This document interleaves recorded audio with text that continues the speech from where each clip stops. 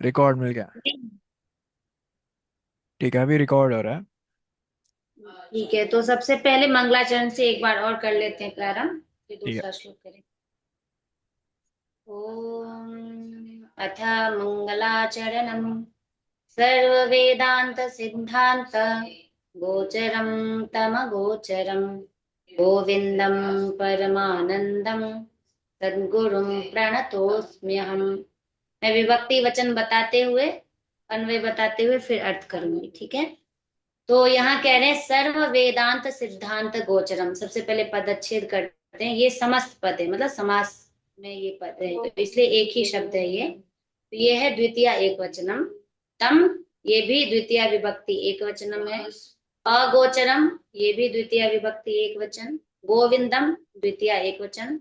परमानंदम, ये भी द्वितीय विभक्ति एक वचनम। सद्गुरुम, ये भी द्वितीय विभक्ति एक वचनम। प्रणतः, यहाँ प्रथमा विभक्ति एक वचनम हो जाएगा। और अस्मि, उत्तम पुरुष, एक वचन, है ना। और अहम, क्योंकि अहम के साथ हमेशा अस्मि लगेगा ही, क्योंकि वो उत्तम पुरुष है। हम्म। तो यहाँ अन्वय कैसे करेंगे कि सर्व वेदांत सिद्धांत गोचरम तम अगोचरम गोविंदम परमानंदम सद्गुरुम अहम प्रणतः अस्मि। अहम कह, अहम शंकराचार्य, ठीक है। या अहम को सबसे पहले भी हम ले जा सकते हैं कि अहम शंकराचार्य सर्व वेदांत सिद्धांत गोचरम तम अगोचरम गोविंदम परमानंदम सद्गुरुम प्रणतः अस्मि, ठीक है। ठीक है। तो ये बहुत प्रकार से भी अन्वय हो सकता है। एक अन्वय ये भी है कि गोविंदम परमानंदम सद्गुरुम तम अहम प्रणतः अस्मि। तो यहाँ मुख्य रूप से अर्थ क्या हो गया कि मैं शंकराचार्य सभी वेदांत के सिद्धांत के द्वारा जो जानने वाले हैं उनको ना नमस्कार करता हूँ। मुख्य वाक्य क्या है कि मैं नमस्कार करता हूँ किनको? सर्व वेदांत सिद्धांत गोचरम, सर्व वेदांत के सिद्धांत के द्वारा जो जाने जाते हैं, जो गोचर होते हैं। गोचर का अर्थ क्या होता है? प्रत्यक्ष, ठीक है। जो हमारे प्रत्यक्ष हो पाते हैं कब? वही गोविंद कब हमारे प्रत्यक्ष हो पाते हैं? जब सभी वेदांत को हम पढ़ लेते हैं। व्यक्ति ये अगर सोचे कि अरे हम तो बस ऐसे ही परमात्मा को प्राप्त कर लेंगे, तो ये उसका भ्रम है। आजकल जो हम देख रहे हैं कि लोग बस भगवान का नारा लगाते हैं, बड़ा बड़ा उत्सव करेंगे, जन्माष्टमी करेंगे, रामनवमी करेंगे, सब करेंगे, लेकिन भगवान को कभी नहीं जान पाते, है ना। तो भगवान के नाम पे बड़े बड़े उत्सव तो होते हैं, त्योहार होते हैं, लेकिन उनसे पूछो कि क्या आपको भगवान का अनुभव हुआ है, तो कहेंगे कि नहीं, हम तो बस ऐसे ही बस जश्न मना रहे हैं। आज भक्ति भी क्या हो गया? बस मनोरंजन का एक साधन हो गया। लेकिन भक्ति का मतलब शंकराचार्य हमें यहाँ बता रहे हैं कि पहले हम अपने शास्त्रों को पढ़ें, और शास्त्रों में भी क्या? वेदांत को, वेदांत के सिद्धांत को जब हम जानते हैं तभी हम परमात्मा बोध प्राप्त कर पाते हैं। और तम अगोचरम, अगोचरम अर्थात जो व्यक्ति अज्ञानी है, चाहे वो कितना भी उद्घोष कर ले, लेकिन जब तक उसको वेदांत के सिद्धांत आत्मसात नहीं होंगे, वो अगोचर ही रहेंगे। कौन? भगवान गोविंद। ऐसे गोविंद परमानंद देने वाले, परमानंद के स्वरूप ही जो है, जो देने वाले नहीं, स्वयं परम आनंद ही है, ऐसे सदगुरु गोविंद को मैं नमस्कार करता हूँ। तो मंगलाचरण हम हमेशा क्यों करते हैं? अब सभी शास्त्रों में आप मंगलाचरण पढ़ेंगे, इसका अर्थ होता है कि आगे शास्त्र निर्विघ्न रूप से संपन्न हो, इसके लिए मंगलाचरण का विधान किया जाए सभी शास्त्र में। इसलिए आप देखेंगे अथ, अथ ये अव्यय पद हमेशा मंगलार्थक ही होता है सब जगह। कहीं कहीं दूसरा अर्थ होता है, लेकिन कोई भी शास्त्र आप देखेंगे अथ से प्रारंभ होता है, या फिर भगवान को नमस्कार करके, सदगुरु को नमस्कार करके, जिससे ग्रंथ की समाप्ति निर्विघ्न पूर्वक। ठीक है, स्पष्ट है। ठीक है, अब स्पष्ट। दूसरा निकलते हैं, ब्रह्मनिष्ठा का महत्व। अब ये यहाँ पर कहना चाह रहे हैं कि भाई सबसे पहले ब्रह्मनिष्ठा से तात्पर्य क्या है ना, और ब्रह्मनिष्ठा किसके अंदर होती है? ब्रह्म में निष्ठा। ब्रह्मनिष्ठा क्या होता है? ब्रह्म मतलब ईश्वर, और निष्ठा का मतलब है कि हम निश्चयीकरण कर लिए हैं कि हाँ भाई ईश्वर हैं। अब हमें कोई ये कहेगा कि भाई अरे ईश्वर कहाँ है, ईश्वर तो कहीं दिखाई नहीं देता है, ब्रह्म कहाँ है, कि सब कुछ अपने आप हो गया। जैसे नास्तिकवादियों का आप मत सुनोगे ना, तो कहेंगे कि भाई हम तो नहीं मानते हैं ब्रह्म को, सब कुछ अपने आप हो गया। तो वो तो नास्तिक है। लेकिन आस्तिक कौन है? ब्रह्मनिष्ठ कौन है व्यक्ति? जिसको ये पूर्ण विश्वास है कि ईश्वर है। निष्ठा का अर्थ होता है निश्चयीकरण। ठीक है, वो दृढ़ हो चुका है ब्रह्म में, जो जिसकी निष्ठा हो चुकी है ब्रह्म में, जिसका मन दृढ़ हो चुका है, वही ब्रह्मनिष्ठ कहलाता है। अर्थात अब संसार के किसी भी वस्तु, व्यक्ति से उसका कोई राग नहीं है, कोई लोभ नहीं है। ठीक है, कोई मोह नहीं है। तो सभी राग लोभ मोह से जो हटके केवल एकमात्र ब्रह्मनिष्ठ हो जाता है। ब्रह्म में ही जिसकी स्मृति, जिसका स्मरण कंटिन्यू होता है, उसी को ब्रह्मनिष्ठ कहते हैं। ठीक है, स्पष्ट ठीक है। है। तो ब्रह्मनिष्ठा का महत्व अब बता रहे हैं। जंतूनाम नर जन्म दुर्लभमतः पुंस्त्वं ततो विप्रता तस्माद् वैदिक धर्म मार्ग परता विद्वत्त्वम् अस्मात् परम् आत्मानात्म विवेचनं स्वनुभवो ब्रह्मात्मना संस्थितिर् मुक्तिर्नो शतकोटि जन्मसु कृतैः पुण्यैर्विना लभ्यते। यहाँ क्या कह रहे हैं कि सबसे पहले आप पदच्छेद करते हैं ना। जंतु नाम, ये कौन सा विभक्ति वचन है? षष्ठी विभक्ति बहुवचन। नर ठीक। जन्म, तो नर जन्म प्रथमा एक वचन है।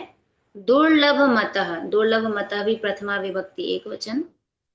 पुंस्त्वम, पुंस्त्वम भी प्रथमा एक वचन ही है। ततः, ततः ये एक अव्यय पद है,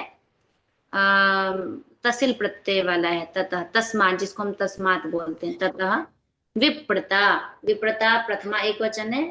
रमा की तरह, जैसे आपने याद किया होगा लता, लते, लता, वैसे विप्रता प्रथमा विभक्ति एक वचन। ठीक है। ठीक है। तस्मात्, जैसे रामात बोलते हैं ना, बालकात, वैसे ही सह तौते इसका रूप चलता है, तो उसमें पंचमी विभक्ति एक वचन है, तस्मात्। वैदिक धर्म मार्ग परता, वैदिक धर्म मार्ग परता, ये भी एक समस्त पद है, समास वाला। ठीक है, एक ही शब्द है।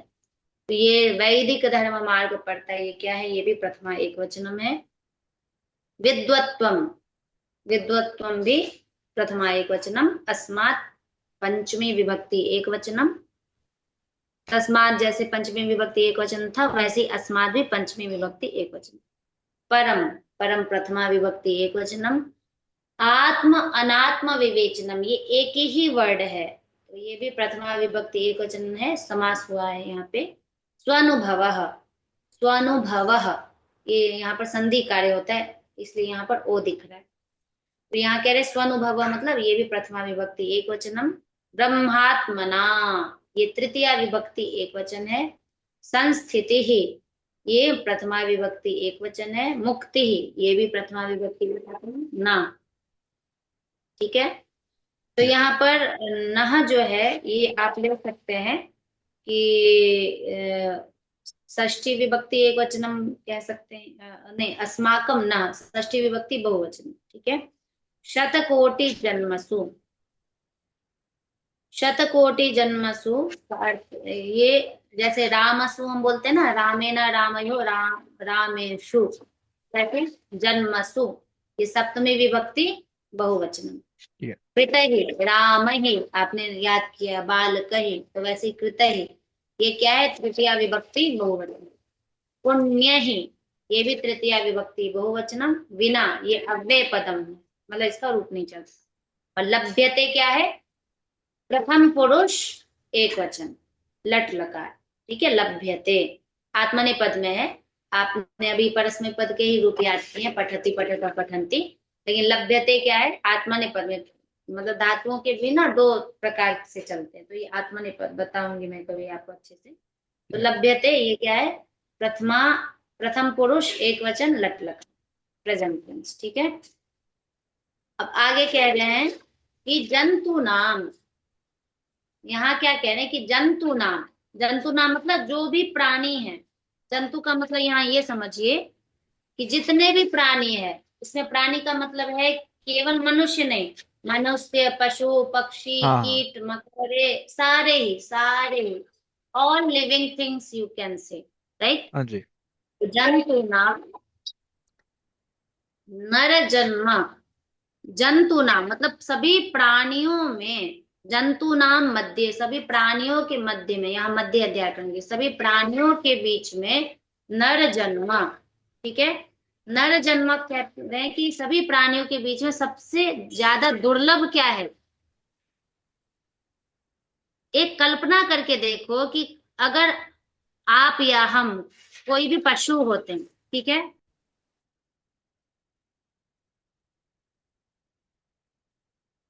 हम्म।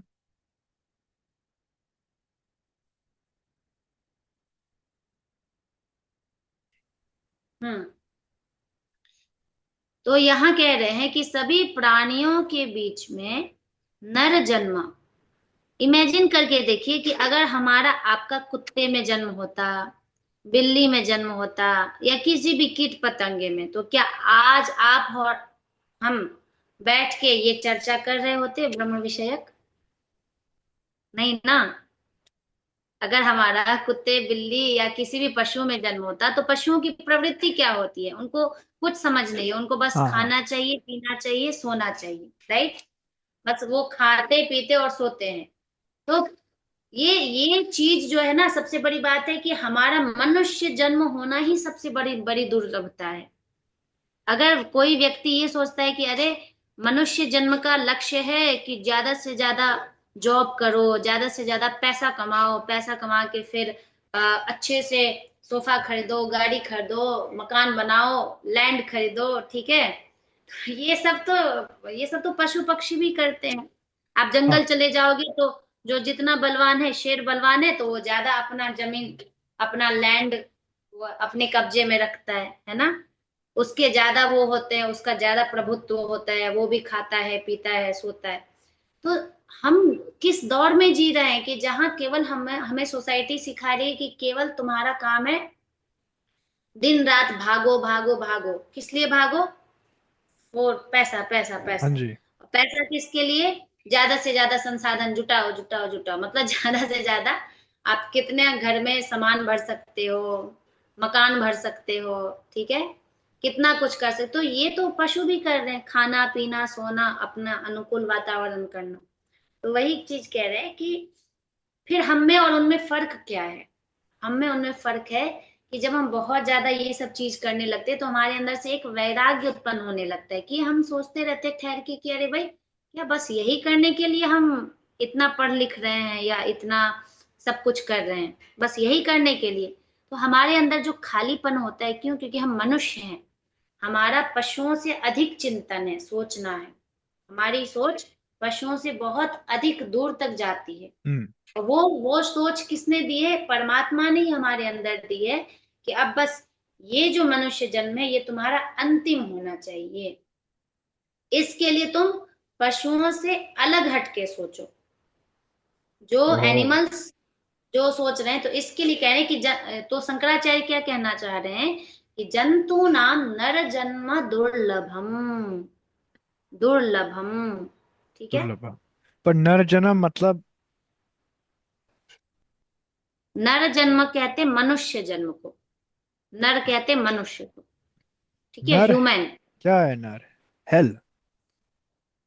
नर और नारी आपने सुना होगा, नर और नारी, जैसे कि ब्रह्मा ने, तो नर का अर्थ होता है मनुष्य जन्म। यहाँ नर से ओ। केवल वो नहीं है, नर से केवल ये नहीं है कि केवल पुरुष को या मेल को बता रहे हैं, मेल फीमेल दोनों इंक्लूडेड हैं इसमें, ठीक है। ओके। तो नर से तात्पर्य है मनुष्य जन्म, ठीक है, इंसान। मनुष्य का देह मिलना, ठीक ठीक है। है। और दुर्लभता? दुर्लभम, दुर्लभम दुर्लभम का आता। अर्थ रेयर है, रेयर, दुर्लभम जिसको हम कहते हैं रेयर, हाँ ठीक है।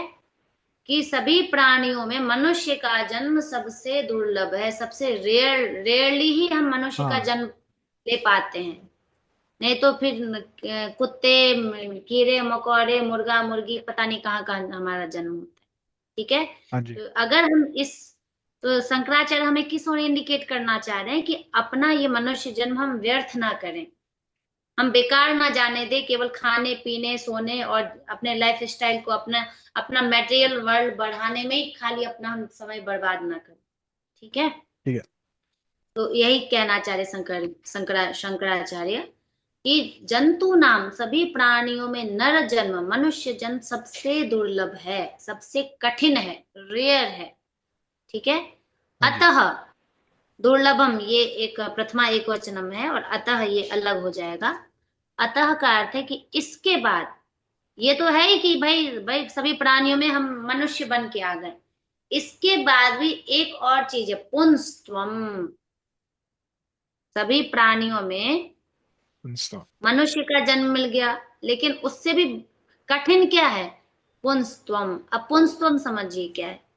पुंस्त्वम पता है, जो लोग बिल्कुल अज्ञान में रहते हैं, या बिल्कुल जिनके पास थोड़ा भी नॉलेज नहीं है, जो कर्म कांड में ही फंसे बसे रचे लोग हैं, जो केवल समझते हैं कि भाई स्त्री अलग है, पुरुष अलग है, ब्राह्मण अलग है, क्षत्रिय अलग है, वैश्य अलग है ना, जो हाँ। भेदभाव करते हैं, जातिगत भेदभाव, उनको तो ये बात समझ में नहीं आएगी। वो सीधे क्या क्या कह देंगे, पुंस्तम का मतलब, ओ पुंस्तम मतलब पुरुष होना, पुरुष होना मतलब मेल बनना सबसे बड़ी बात है। ये शंकराचार्य नहीं कह रहे हैं। यहाँ पुंस्तम का अर्थ है, पुरुष कहते हैं आत्मा को, आत्मा। ठीक है। आप सांख्य दर्शन में पढ़ेंगे तो प्रकृति और पुरुष के विषय में बताया गया है। ठीक है। 25 तत्व एलिमेंट्स हैं, तो उसमें पुरुष कहते हैं चेतना को, आत्मा, जो हम ठीक है। स्वयं हैं। ठीक है। तो यहाँ शंकराचार्य उस पुंस्तम की बात कर रहे हैं। उस पुंस्तम की नहीं कह रहे कि भाई मर्दानगी होनी चाहिए, मर्दानगी रखो, ये वाली बात नहीं है। ठीक है। लेकिन जो लोग अज्ञानी होंगे, कर्मकांड में फंसे लोग होंगे, जो अहंकारी होंगे, वो सबसे पहले क्या कहेंगे, पुंस्तम का मतलब ओ मर्दानगी होनी चाहिए। ठीक है। मर्द वाला भाव होना चाहिए, ये नहीं कह रहे।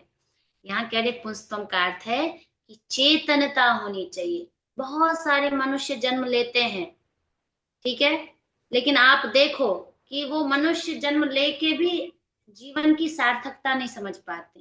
कितने सारे ऐसे मनुष्य हैं जो वोट के नाम पर, है ना, हाँ। जैसे वोट का दिन आने लगा, नेताओं ने उनको दारू पिला दिया, किसी को 10,000 रुपये दे दिए, किसी को 5,000, बिक जाते हैं वो। अब बिक के एकदम बस उसी में रच बस जाके, बस मतलब उनका जीवन का ध्येय ही है कि केवल अच्छा अच्छा खाना, अच्छा अच्छा सोना, ठीक है, अच्छे से घूमना, बस इतना ही। तो मतलब मनुष्य जन्म लेके भी तो वो बर्बाद कर दिए ना उस शरीर को, उस बॉडी, ह्यूमन बॉडी को, ठीक है। क्योंकि वो फील ही नहीं कर पाए कि भाई मैं ह्यूमन कुछ अलग हूं, और कुछ अलग सोचने के लिए इस अर्थ पे आया हूं या आई हूं। आप देखोगे कि जितने सारे ग्रामीण मतलब विलेज में जाओ लोगों को, या शहर में भी जाओ, सिटी में भी जाओ, बहुत सारे लोग आपको दिखेंगे कि मशीन की तरह बस काम कर रहे हैं, काम कर रहे हैं, मशीन मशीन बने हुए हैं। ठीक है। वो उनको पता ही नहीं है वो कर क्यों रहे हैं, लेकिन बस कर रहे हैं इसलिए कर रहे हैं। हाँ। ठीक है। तो पुष्पम तो का ये जो एग्जैक्ट अर्थ क्या है? पुंस्तम का अर्थ है पुरुष वाला भाव, पुरुष। पुरुषस्य भावम इति पुंस्तम।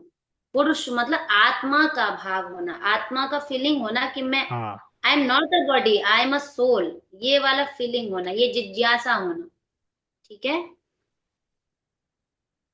तो ठीक ये है। यही भाव क्या है, पुंस्तम है, आत्म अनुभव होना कि मैं जो मशीन की तरह काम कर रहा हूं, वो वो किसके लिए कर रहा हूं, किस बॉडी के लिए, और मतलब ये तो सब कोई कर रहे हैं। तो ये जो जिज्ञासा है ना, ये जिज्ञासा, ये क्या बोलते हैं इसको, क्यूरियोसिटी, या एक ऐसा, तो वो सबके अंदर नहीं आ पाती है। हाँ हाँ आप हाँ। मुझे बताओ कि पूरे करोड़ ने अरबों की संख्या है पूरे वर्ल्ड में, कितने लोग हैं जो विवेक चूड़ामणि पढ़ रहे होंगे।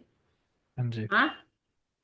कम आपकी होंगे। जिज्ञासा में इसलिए आप पढ़ रहे हैं क्योंकि आप फीलिंग कर रहे हो कि नहीं, कुछ तो है ये ह्यूमन बॉडी में जो मुझे जानना है, इस ह्यूमन बॉडी के थ्रू, है ना, वो सही बात। जिज्ञासा। तो ये जानने की जो इच्छा है वही पुंस्तम है, जो पुरुष का भाव है, मतलब हम आत्मा है, हम, I am not a body, हाँ। I am a soul. तो लेकिन उस सोल को अब जाने कैसे, ये तो पता चल गया कि भाई मैं बॉडी नहीं हूं, तो ये जिज्ञासा भी सबके अंदर उत्पन्न नहीं होती है। होती है, आप बताओ, सारे नहीं लोग होती। ऐसे होते हैं? नहीं कई होती, लोग बस इसलिए काम ही कह करेंगे। रहे हैं हाँ, इसलिए शंकराचार्य कह रहे हैं कि मनुष्य जन्म होना तो दुर्लभ है, लेकिन उससे भी ज्यादा कठिन है क्या, भाव प्राप्त करना, पुरुष भाव प्राप्त करना, आत्म भाव प्राप्त करना। हाँ जी। ठीक है, स्पष्ट है पुंस्तम। और ततो अब कह रहे विप्रता। ततो विप्रता, ततो विप्रता मतलब उससे भी ज्यादा, अतः ततः, अतः ततः यहाँ लग रहा है, ठीक है। ओ। ततः मतलब उससे भी ज्यादा कठिन क्या है जानना, कठिन क्या है प्राप्त करना, विप्रता। पुष्प। नहीं, पुष्पम तो हो गया, पहला तो सीढ़ी बताया, पहला स्टेयर क्या बताया, मनुष्य जन्म होना। हाँ जी। ठीक है, 84 लाख योनि भटकते भटकते हम मनुष्य जन्म लिए, ये पहले स्टेप पे सभी लोग आ गए हैं, जितने भी आप ह्यूमन बॉडी देख रहे हो। ठीक है, वो सब स्पेशल है, क्योंकि वो 84 लाख योनि से हाँ भटकते जी। भटकते यहाँ पे। फिर दूसरा स्टेयर क्या है, पुंस्त्वम, दूसरा सीढ़ी क्या है, पुंस्त्वम, आत्म भाव होना। यहाँ हाँ पुंस्त्वम जी। से पुरुषत्व भाव, मेल भाव, मेल फीमेल भाव नहीं है, क्योंकि आपने जैसे मेल फीमेल में भेदभाव किया, ब्राह्मण क्षत्रिय, तो गए आप काम से। आप तो फिर वो मनुष्य भी नहीं हो, आप तो उससे भी बेकार हो। ठीक हो, आप तो पशु भी नहीं हो। जो व्यक्ति पुरुष स्त्री में भाव भेदभाव करे, ब्राह्मण मैं ब्राह्मण हूं, मैं क्षत्रिय हूं, मैं वैश्य हूं, ऐसे भेदभाव करे, तो वो तो मनुष्य भी नहीं, वो तो पशु से भी बदतर है। क्यों? हाँ हाँ। क्योंकि पशु भी भेदभाव नहीं करते। एनिमल्स भेदभाव करते हैं? नहीं नहीं रखते हैं नहीं। ना। एनिमल्स के लिए सारे, चाहे वो आप स्त्री हो पुरुष हो, सब बराबर ही है, तो तब तो पशु से भी बदतर हमारी सोच होगी। तो इसलिए यहाँ पुंस्तम का अर्थ क्या है, कि चेतना का भावना, पुरुषत्व मतलब आत्म आत्मा भावना। अनुभव। हाँ जी। हाँ, ततो इस। विप्रता। अब कह रहे हैं, अब तीसरा स्टेयर क्या है, विप्रता, तीसरा सोपान, विप्रता। विप्रता क्या है भाई, विप्रता का अर्थ कह रहे ब्राह्मणत्व। विप्रकृष्टम प्रज्ञा यस्य स विप्रः, विप्रकृष्टा प्रज्ञा यस्य सह विप्रः, अर्थात विप्रकृष्ट हो गई प्रज्ञा, बुद्धि जिसकी, जिसकी बुद्धि खुल चुकी है, हम्म। जिसका जिसका बिल्कुल माइंड ओपन हो चुका है, उसी को हम कहते हैं विप्र। तो विप्र का भाव होना मतलब सद्बुद्धि होना, जिसको हम कहते हैं कि अब सद्बुद्धि का तात्पर्य क्या है। इसलिए आप देखोगे कि गायत्री मंत्र में हम क्या पढ़ते हैं, धियो यो नः प्रचोदयात्। आपको पता है गायत्री मंत्र का मीनिंग क्या कहते हैं, गायत्री आ, मंत्र, नहीं पता मुझे। तत्सवितुः वरेण्यं भर्गो देवस्य धीमहि धियो यो नः प्रचोदयात्। शॉर्टली बता देती हूँ, कभी फिर अच्छे से बताऊंगी एक एक शब्द का।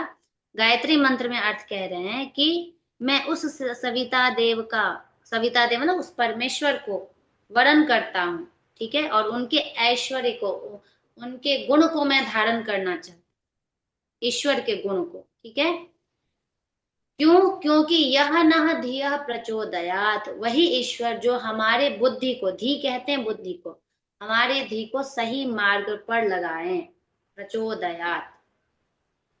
तो अब आपको पता है गायत्री मंत्र का इतना प्रभाव है, अगर हर कोई व्यक्ति प्रतिदिन गायत्री मंत्र का पाठ करे, तो निश्चित उसकी बुद्धि बिल्कुल सही दिशा में जाएगी, सद्बुद्धि रहेगी।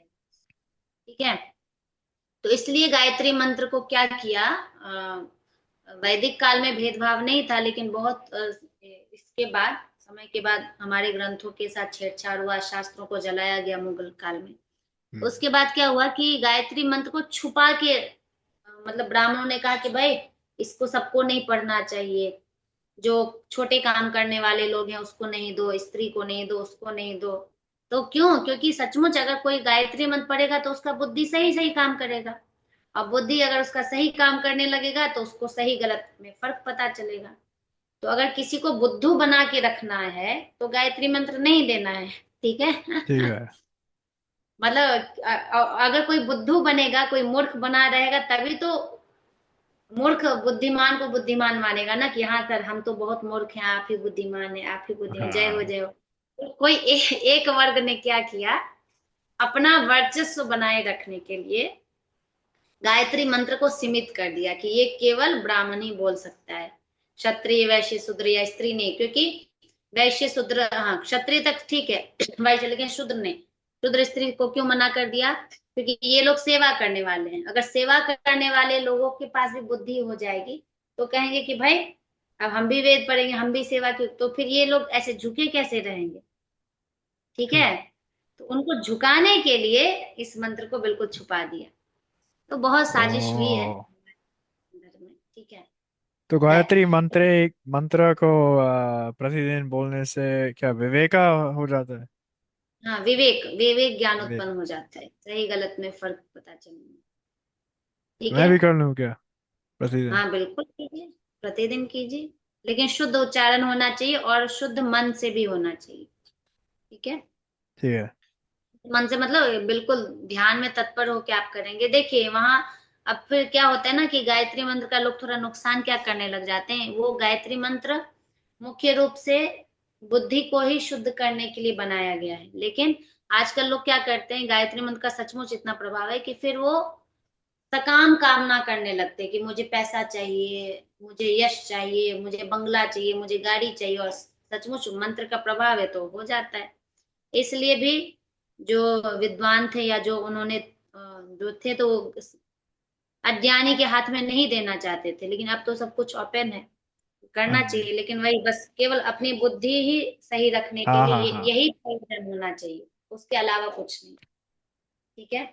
नहीं तो फिर वही विनाश का कारण, क्योंकि वो दुर्बुद्धि हो गई ना, मेटेरियल चीज हाँ हम जी। मानने लगेंगे भगवान से तो दुर्बुद्धि हो गई है। तो ततो विप्रता, विप्रता का अर्थ है कि वही ब्राह्मणत्व, कि ब्रह्म में अब हमारी जिज्ञासा उत्पन्न हो रही है, तो हम ब्रह्म में अपने आप को बिल्कुल अनुष्ठान करने के लिए हम अपने आप को रेडी कर दिए, तो उसी को कहते हैं विप्रता। ठीक। ये या। तीसरा स्टेज है, तीसरा। आप सीढ़ी समझ रहे हैं, शंकराचार्य हमें सीढ़ी बता रहे हैं कैसे चढ़ो। हाँ जी। पहले तो अपने अंदर ये भाव लाओ कि मैं मनुष्य हूँ, मतलब मैं सभी जंतुओं में अलग हूँ। हाँ जी। दूसरा भाव लो कि मनुष्य से भी ज्यादा मैं आत्मा हूँ। हाँ जी। फिर आत्म भाव से फिर क्या लाओ कि मेरी बुद्धि हमेशा सही मार्ग पे चले, ब्रह्म के ही मार्ग पे चले। तो हम्म। ये चिंतन हमेशा चलते रहना चाहिए, तो ये है विप्रता। तस्मात, अब चौथा सीढ़ी बता रहे हैं, चौथा स्टेज तस्मात। उससे भी ज्यादा क्या है, दुर्लभ, उससे भी ज्यादा कठिन क्या है, वैदिक धर्म मार्ग पड़ता। ठीक है। हाँ जी।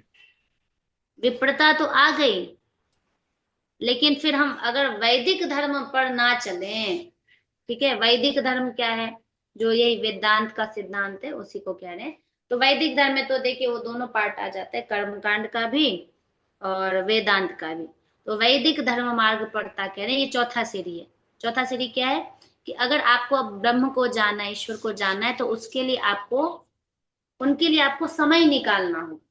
अब समय कैसे निकालते हैं, तो ईश्वर से यदि आपको बातचीत करनी है, ईश्वर का अनुभव करना है, तो फिर हम एक कर्मकांड की विधि बना लेते हैं। यज्ञ करो, अग्नि का आवाहन करो, है ना, मंत्रों के द्वारा स्वाहा आहुति दो, फिर उससे क्या होगा, आपके अंदर सत्व गुण आएगा, सत्व गुण आने से फिर बुद्धि शुद्ध होगी। तो इसलिए कह रहे हैं कि जो फिर वैदिक धर्म, चौथा सीढ़ी है, वैदिक धर्म मार्ग का अवलंबन करो। वैदिक धर्म में जैसे कहा गया यज्ञ करो, पंच महायज्ञ होता है। पंच महायज्ञ में क्या सब आता है, पता है आपको? नहीं। पंच महायज्ञ, तो उसको आप लिख लो। पंच महायज्ञ में सबसे पहले आता है, पंच महायज्ञ। हाँ यही पंच महायज्ञ वैदिक धर्म मार्ग है। ठीक है, मतलब ये हर व्यक्ति को करना चाहिए। तो ठीक है। पहला क्या है, ब्रह्म यज्ञ, ब्रह्म यज्ञ। ब्रह्म यज्ञ। हाँ ठीक है। ब्रह्म दूसरा यज्ञ। है हाँ दे, पहले मैं सबका बताती हूँ फिर एक्सप्लेनेशन ठीक दूंगी। है। पहला लिखिए ब्रह्म यज्ञ, दूसरा लिखिए देव यज्ञ। मैं लिखूं क्या यहाँ पे? आप लिख सकते हो, लिख, ज्यादा अच्छा रहेगा। ओके ठीक, लिख। या पहला लिखिए शुरुआत से कर सकते ब्रह्म, हो, पंच महायज्ञ। पंच महायज्ञ भी लिखो। एक हाँ जी। पंच ऐसे लिखना है, महायज्ञ। ठीक है। पांच महायज्ञ। हम्म, इसमें पहला क्या है, सबसे पहला है ब्रह्म यज्ञ।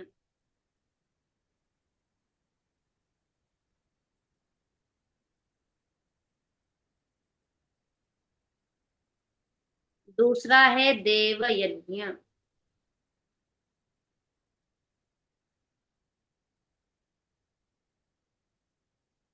ठीक है। हम्म, तीसरा है, नीचे दिख रहा है ना आपको, दिख रहा नीचे। है। तीसरा है अतिथि यज्ञ। अतिथि। अतिथि यज्ञ को नृयज्ञ भी बोला जाता है, नृयज्ञ। अतिथि यज्ञ को आप बहुत जगह पढ़ेंगे, नृयज्ञ। नृ मतलब मनुष्य, नृयज्ञ, ठीक है। ठीक है। लिख लिया? हाँ जी। एक तक लिख लिया, और चौथा लिखिए। चौथा है, चौथा आपका है पितृयज्ञ।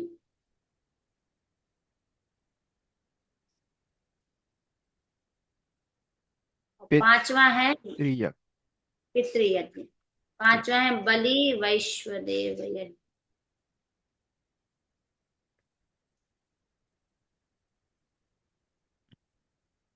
बलि। बलि वैश्वदेव यज्ञ। बलि वैश्व देव। वैश्व, व में ऐ है। वै, बलि वैश्व देव। देव यज्ञ। देव यज्ञ। यज्ञ। यज्ञ। हम्म, लिख लिया? हाँ जी। अब देखिए, सबसे पहला क्या लिखा आपने, ब्रह्म यज्ञ। ब्रह्म यज्ञ का मतलब होता है संध्योपासना। 4 समय संध्योपासना करनी चाहिए, नहीं तो कम से कम 2 टाइम तो करना ही चाहिए, सुबह और शाम, ठीक है। तो जब मतलब। हम संध्या उपासना, संध्योपासना का मतलब होता है कि एक विधि है, उसमें मंत्र सब कुछ दिए गए होते हैं। जैसे पहले हम करते हैं, सबसे पहले पवित्रीकरण मंत्र, ओम अपवित्र पवित्रो वा, अपने आप को गंगा जल से पवित्र करते हैं। फिर उसके बाद आचमन करते हैं, फिर भगवान का ध्यान करने के लिए मंत्रों का उच्चारण करते हैं, और फिर भगवान का ध्यान करते हैं, ठीक है। ये है ब्रह्म यज्ञ। इसमें कोई साधन की आवश्यक, कोई मटेरियल की आवश्यकता नहीं है, बस गंगा जल, आसन, और बस आप उत्तर दिशा में मुख करके ये करें, ठीक है, पूर्व और या उत्तर दिशा में। तो ये हो गया हाँ, आपका ब्रह्म यज्ञ, ठीक है। मतलब दूसरा सॉरी, देव यज्ञ। मुझे बस समझना है। तो पंच महायज्ञम का मतलब है 5 चीजों जो हमें करना चाहिए। हाँ हाँ, 5 किसके लिए? महायज्ञ हमें, ठीक है। तो पहला ब्रह्म यज्ञ मतलब भगवान की उपासना, ठीक है। देव यज्ञ ओ, मतलब होता है कि अग्नि को समक्ष रख के जब हम स्वाहा स्वाहा वाला करते हैं, मंत्र है ना, ठीक है। विश्वानि देव सवितर दुरितानि जी। परासुव यत् भद्रम तन्न आसुव स्वाहा, ऐसे बोलते हैं। तो फिर स्वाहा स्वाहा वाला जहाँ ध्वनि होता है, तो वो हो गया देव यज्ञ, ठीक है, मतलब हाँ, यज्ञ देव इत्यादि। यज्ञ। उसके बाद आ जाइए, तीसरा क्या बताया था मैंने, अतिथि। अतिथि यज्ञ ना, या। नृयज्ञ। तो नृयज्ञ का मतलब होता है कि जहां पर हमारे घर पे कोई भी स्ट्रेंजर आ जाए, कोई भी अतिथि आए, तो हम उसका अच्छे से सादर सत्कार करें, उसको पानी पूछे, उसको भोजन दें। या मान हाँ। के चलिए कि हम कहीं रास्ते पर जा रहे हैं, ये केवल घर के लिए नहीं, इसलिए नृयज्ञ क्यों कहा, कि हम कहीं रास्ते पर जा रहे हैं, हमें कोई भूखा व्यक्ति दिखे और वो खाने के लिए कुछ मांग रहा है, तो हमें इग्नोर नहीं करना चाहिए, ठीक है। अगर हमें लगता है कि वो बस बहाना करे, हमारे से चीटिंग करे पैसा मांगने के लिए बस, तो उसको कुछ खाने का ही खरीद के दे देना चाहिए, ठीक है। मतलब इग्नोर नहीं करना चाहिए, भोजन ही खरीद के दे देना चाहिए, लेकिन देना चाहिए। हाँ जी। या कभी कभी खुद ही स्वयं जाके, ये नहीं कि कोई मांगे तब, खुद ही अगर हमारी इच्छा हो तो हम कभी वीकली 1 डे ये कर लें, या फिर मंथली कर लें, जो भी ठीक लगे, या एटलीस्ट वीकली तो हॉलीडे में करना ही चाहिए। तो जा जाके गरीबों को या जिनको जरूरतमंद है उनको भोजन उपलब्ध कराएं, वस्त्र उपलब्ध कराएं, ये हो गया नृयज्ञ, ठीक है, ठीक है। अतिथि यज्ञ। अब उसके बाद चौथा क्या है, पितृयज्ञ। पितृ। पितृयज्ञ में जैसे कि हमारे माता है, पिता है, गुरु हैं, ठीक है, तो उनके लिए भी हमारी कुछ रिस्पॉन्सिबिलिटीज है, क्योंकि वो हमारे लिए हमेशा जीवन भर कुछ ना करते करते ही रहते हैं, हमारे अच्छे के लिए, हमारे हित के लिए। तो हम उनको प्रसन्न करने के लिए जो भी हो सकता है वो हम करें, ठीक है। तो ठीक ये है। है, ये हो गया पितृयज्ञ। माता पिता और गुरु भी इसमें इंक्लूडेड, ठीक है। तो इन तीनों का हम जितना सत्कार और जो भी प्रसन्नता कर सकते हैं करें। पांचवा है बलि वैश्वदेव यज्ञ। बलि वैश्वदेव का मतलब होता है कि हम मनुष्य पे ही कहीं ना कहीं पूरे धरती के प्राणी टिके हुए हैं, तो हमारे पास चाहे डॉगी आए, मंकी आए, या कोई छोटी सी चिड़िया आए, पक्षी आए, कोई भी आए, हमें उनके लिए कुछ ना कुछ देना ही देना है। इसलिए आप देखते होंगे कि हमारे घरों में क्या होता है, होता था पहले, अब अभी भी होता है लेकिन बहुत कम हो गया है, कि पहली रोटी गाय की और अंतिम रोटी कुत्ते की, ऐसे लोग बोलते थे, है ना। कि हम्म। रोटी बनाओ तो अपने फैमिली मेंबर्स के लिए तो बनाओ ही बनाओ, लेकिन कहावत थी कि पहले रोटी गाय की, पहली हम्म। रोटी किसके लिए निकालना है, गाय के लिए, गाय के और लिए। अंतिम रोटी किसके लिए, कुत्ते के लिए, डॉगी के लिए। तो ये निश्चित होता ही होता था, लेकिन अब तो होता नहीं है। अब ना कहीं गाय मिलती, कुत्ता मिलता भी है गाय, तो भी हम उसको नहीं देते, उसको लाठी हाँ। मार के भगा देते हैं। तो ये बलि वैष्णो यज्ञ है कि हमसे जो ऐसे प्राणी हैं जो हम पर डिपेंड हैं, हमारे आसपास हमें दिखाई दे, चाहे वो पशु हो, पक्षी हो, एनिमल्स, बर्ड्स, उनके लिए हम कुछ ना कुछ भोजन उपलब्ध कराएं, पानी, वाटर उपलब्ध करवाएं, ये है बलि वैष्णो देवी। ठीक है, इवन चींटी तक के लिए भी हम जान, पता है पहले हमारे घरों में क्या होता था, जानबूझ के आटा बिखेर देते थे माताएं, चीनी बिखेर देती थी कि चींटियां आएंगी चीनी खाएंगी। हाँ। ठीक है। आजकल क्या होता है, चींटियों को मारने के लिए स्प्रे, दवाई, मेडिसिन हम लाते हैं कि भाई वो चींटियां घर से भाग जाए। तो कितना अजीब हो चुका है ना हमारा वातावरण, हमारे संस्कार। हाँ। तो हाँ। ये बलि वैष्णो देवी यज्ञ कि चींटी से लेकर हाथी तक का, एलिफेंट तक का, तक को हम कुछ ना कुछ कंट्रीब्यूट करें, कुछ ना कुछ खाने पीने के लिए दें, ये है बलि वैष्णो दूसरा देवी। इंसान भी। ठीक। इंसान तो उसमें आ ही गया ना, नृ यज्ञ में, अतिथि यज्ञ हाँ। में, वो अलग से आ गया अतिथि। कोई ठीक है। अतिथि आए, कोई मनुष्य, नृ यज्ञ। ठीक। अच्छा, आगे चलें। तो ये हो गया पंच, तो यही है वैदिक धर्म मार्ग पड़ता। तो ये 5 महायज्ञ जो व्यक्ति करते हैं, मतलब वो वैदिक धर्म को अपना रहे हैं। ठीक है, स्पष्ट तो है। सच में अग्नि भी बनाना होता है क्या? मतलब कहने के लिए, क्योंकि ये प्रतिदिन तो हम अग्नि का हमें हवन करना ही करना चाहिए, लेकिन अब माहौल ऐसा नहीं है, तो इसलिए हम क्या करते हैं, हम दीप प्रज्वलित कर लेते हैं भगवान के आगे, ना। हाँ। दीप प्रज्वलन का भी मतलब वही है कि हम अग्नि को साक्षी मान के फिर हम भगवान की उपासना। समझ में आया। वही। पॉसिबिलिटी है तो करना चाहिए, छोटा कुंड भी लेके यज्ञ प्रतिदिन करना चाहिए, लेकिन नहीं है तो फिर हम दीप प्रज्वलित करके ही कर सकते हैं। लेकिन ज्यादा बेटर होता है कि हम प्रतिदिन हवन करें। ठीक है, मैं देख लूंगा लेटर। ठीक। या। तो ये हो गया पंच महायज्ञ, तो ये है वैदिक धर्म मार्ग पर था, वैदिक धर्म पर हम अवलंबन करें। उसके बाद करें विद्वत्वम अस्मात् परम, ये चौथा सीढ़ी क्या था, वैदिक धर्म मार्ग पर था। पांचवा है विद्वत्वम, उससे भी ज्यादा कठिन क्या है, दुर्लभ क्या है, रेयर, विद्वत्ता का होना, स्कॉलर्स होना, ओ। विद्वान होना। ठीक है। ये पंच महायज्ञ तो सभी लोग करते हैं, सामान्य लोग भी, लेकिन उसमें भी विद्वत्ता मतलब विवेक के साथ सब कुछ करें, हमारे अंदर ज्ञान होना चाहिए, अज्ञान को खत्म करके ज्ञान प्राप्त करने की शक्ति होनी चाहिए। ठीक है, हम नॉलेज के लिए पैशनेट हों, तो ये है हाँ। विद्वत्वम। ठीक है, अस्मात् परम, तो पांचवी सीढ़ी क्या है, विद्वत्वम, विद्वत्वम होना। अब कहने इससे भी ज्यादा क्या है, पांचवी सीढ़ी से भी ज्यादा सबसे कठिन सीढ़ी है छठा, और यही यहीं से प्रारंभ होता है ब्रह्म की यात्रा, आत्म अनात्म विवेचनम। तीसरी पंक्ति में लिखो, तीसरे सेंटेंस में, एक और आत्मा। बारी, सॉरी, तो विधवा तनम मतलब स्कॉलर बनना। हाँ, स्कॉलर बनना, विद्वान होना। ठीक है, ठीक है। विद्या को ग्रहण करना, स्कॉलर बनने का मतलब है विद्या को ग्रहण करना, जो हमारे शास्त्र के विद्या हैं।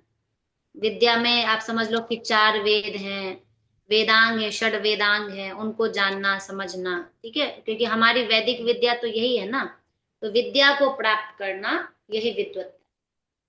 तो ठीक है। ये विद्या को जब हम प्राप्त करते हैं, ये कौन सी कितनी श्री, पांचवी। छठी है आत्म अनात्म विवेचन, आत्मा और अनात्मा का विवेक। विवेचना का मतलब होता है अलग अलग करना, हाँ। आत्मा क्या है, अनात्मा क्या है। ठीक है, तो आत्मा मतलब अनात्मा है हमारा बॉडी, और आत्मा हम स्वयं है।